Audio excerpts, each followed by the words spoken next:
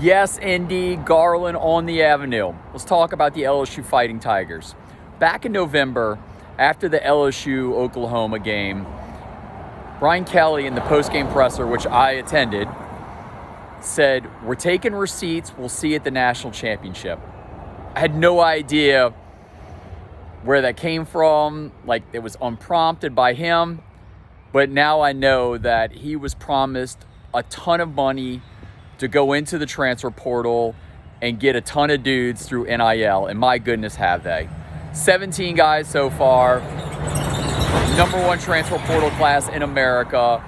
Got receivers and Barry and Brown, Nick Anderson. Got some guys on the line, and Braylon Moore and Thompson.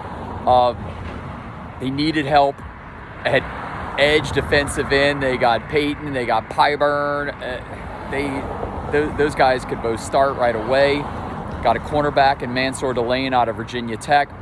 Safety was a spot that I was like, what are they going to do? They got Tamarcus Cooley out of NC State, who looks like he might start right away, but they still need help at safety. Well, A.J. Haulcy, enter the fray from Houston. Willie Fritz can produce some guys there that can go on to bigger programs. A.J. Haulcy had 5 interceptions this past year, led the Big 12. Starting safety, if they lock him in, he's visiting this weekend. LSU's dropping a little under $1 million on him. You get him, you might have 2 starting safeties from the portal. That's pretty impressive. I've been on the record saying I'm very high on this team. When you got Garrett Nussmeier, you got Caden Durham. When I say you got Barry Brown and Nick Anderson in the portal, but you also have Aaron Anderson, Chris Hilton Jr. You got Trey'Dez Green at tight end. You picked up Bauer Sharp from Oklahoma at tight end in the portal.